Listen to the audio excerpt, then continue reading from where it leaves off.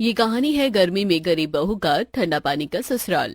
अला मुझे तो इस बर्फ वाले चिल्ड चिल्ड कपड़े को पहनकर बड़ा मजा आ रहा है। मेरे जैसे कपड़े तो किसी के पास नहीं होंगे।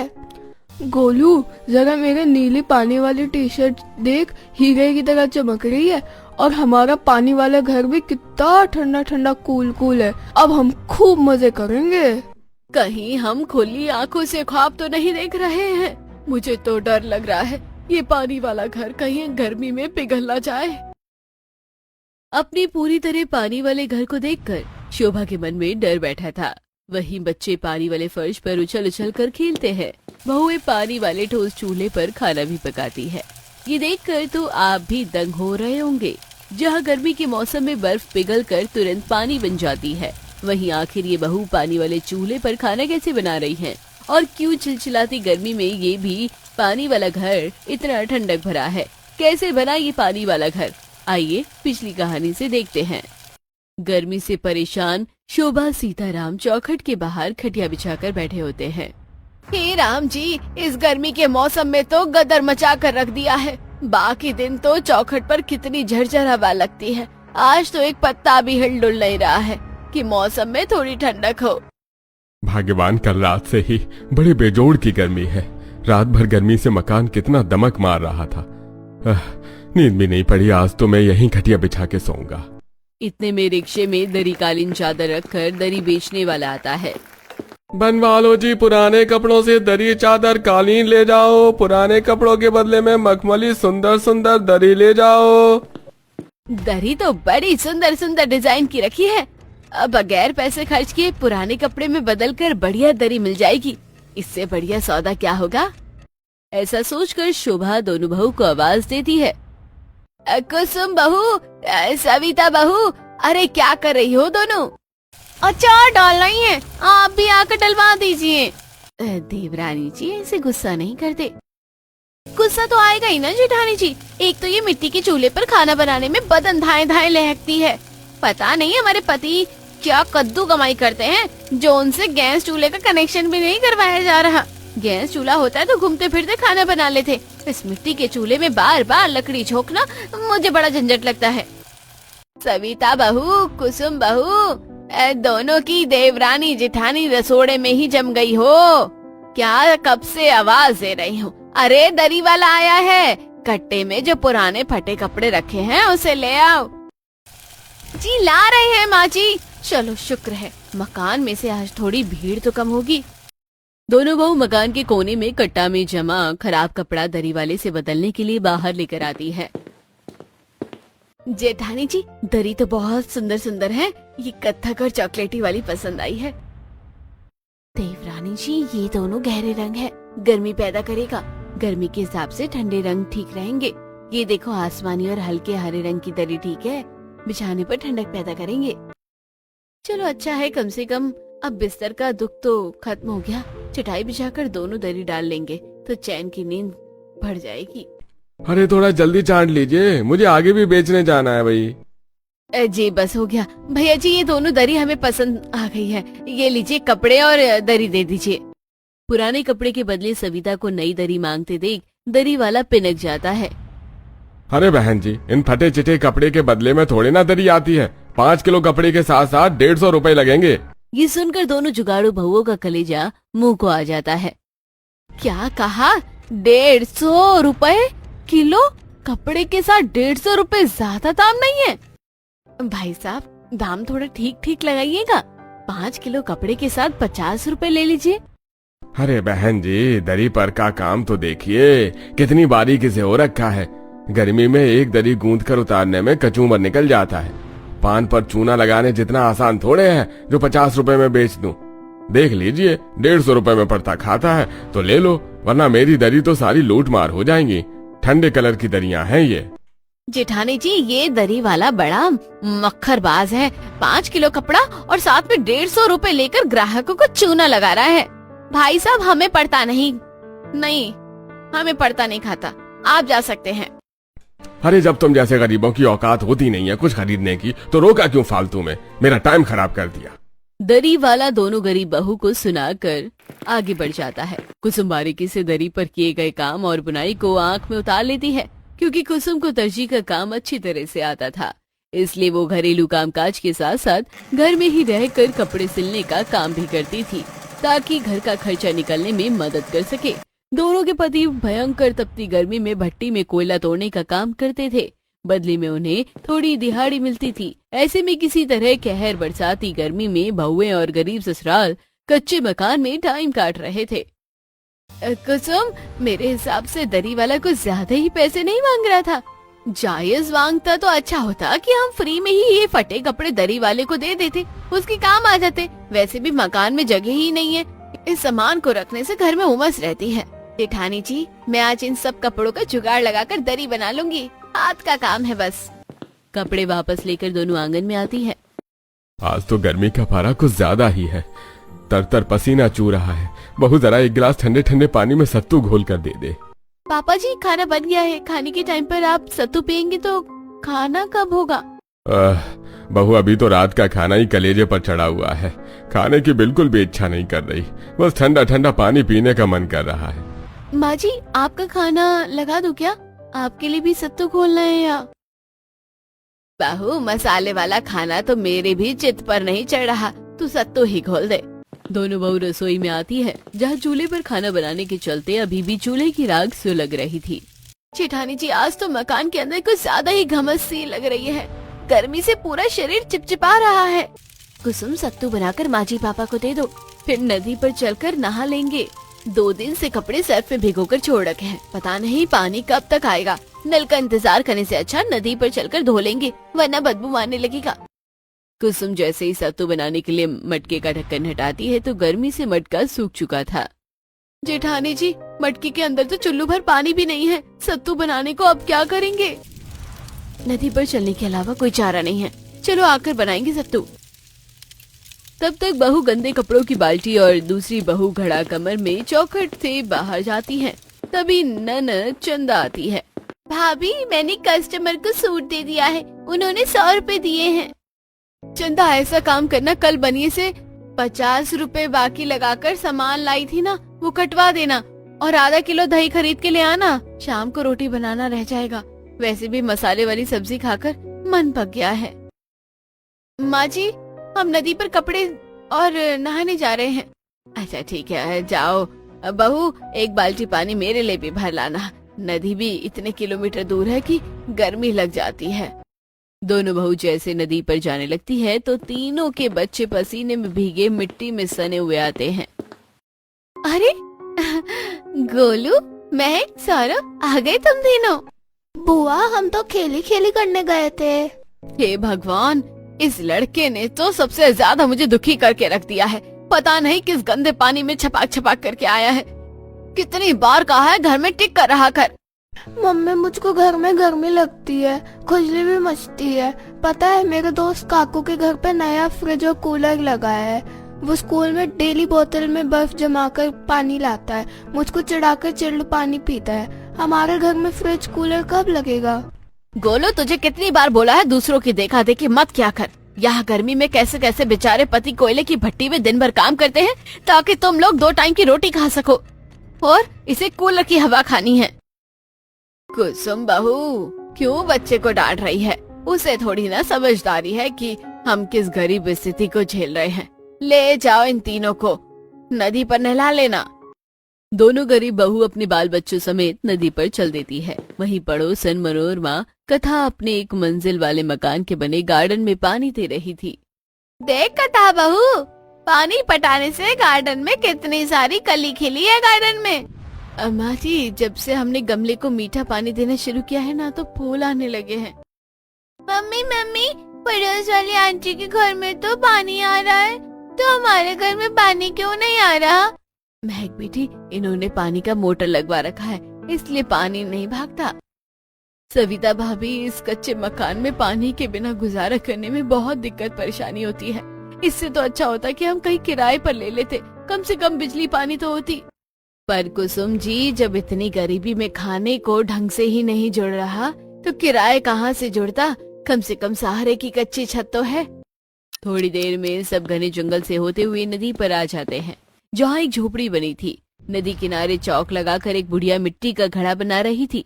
उसके पूरे शरीर पर कोढ़ के घाव निकले थे, जिस पर मक्खी लग रही थी। तेरी इच्छा पूरी हो जाए, हाथों में तेरे जीवन है। ये मैं मिट्टी हूँ, तू है कुमार, मुझको बना, मुझको सवार। जय राम जी की मनोहरी काकी। आ गए तुम दोनों, कब से तुम्हारी बाट जो रही थी, प्यास से व्याकुल हूँ, मेरा मटका भर दो। माँ, बूढ़ी काकी की झोपड़ी तो नदी के बिल्कुल पास है, तो ये आपसे अपना मटका क्यों भरवाती हैं? क्योंकि अगर मैं नदी में उतरी तो मेरे कोढ़ से नदी का पानी कहीं अशुद्ध ना हो जाए। अम्मा, गंगा मैया तो सबके रोग हर लेती है, मेरी मानो तो आप डुबकी मार लो, कोई नहीं देखेगा। नहीं नहीं बेटी, मैं अपनी कुटिया के आगे ही नहा लूंगी, तुम घड़े में पानी भर के दे दो।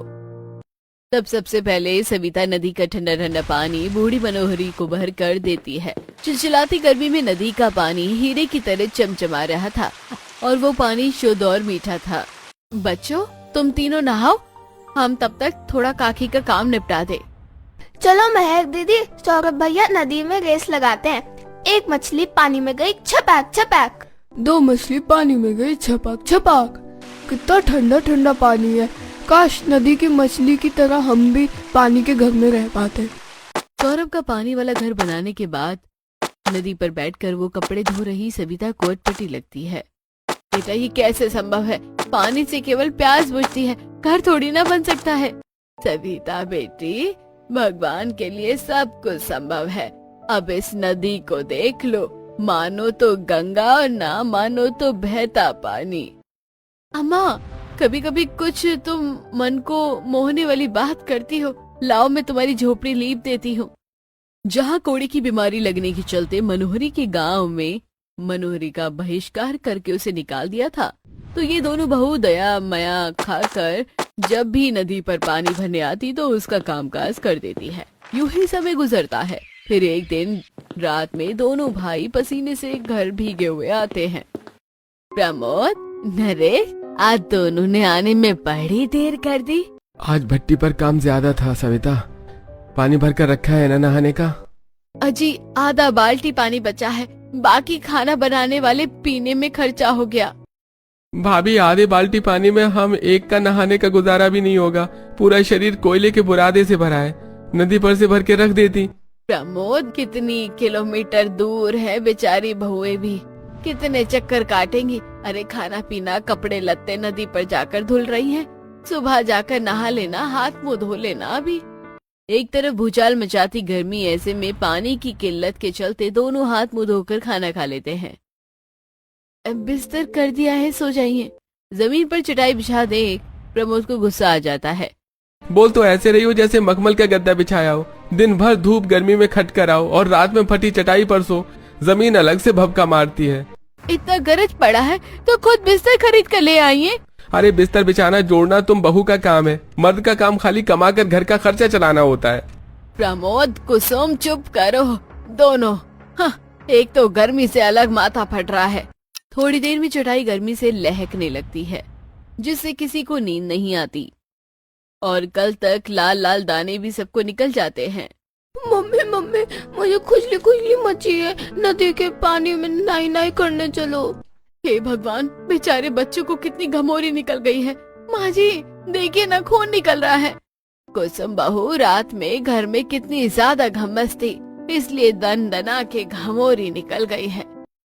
भाभी, नाइसिल पाउडर लगा दीजिए, घमौरी मर जाएंगी। पाउडर लगाकर थोड़ा मुझे भी देना महक, सौरभ के भी निकल गई हैं दाने, पता नहीं कब तक इस गर्मी से गुजारा करना पड़ेगा। इसी तरह बेचारे गरीब ससुराल वाले गर्मी के कहर में रहन सहन जारी करते हैं। तभी एक दिन प्यास से व्याकुल गाय सबके द्वार द्वार पर जाकर रंभाती है। मनोरमा दरवाजे पर खड़ी है।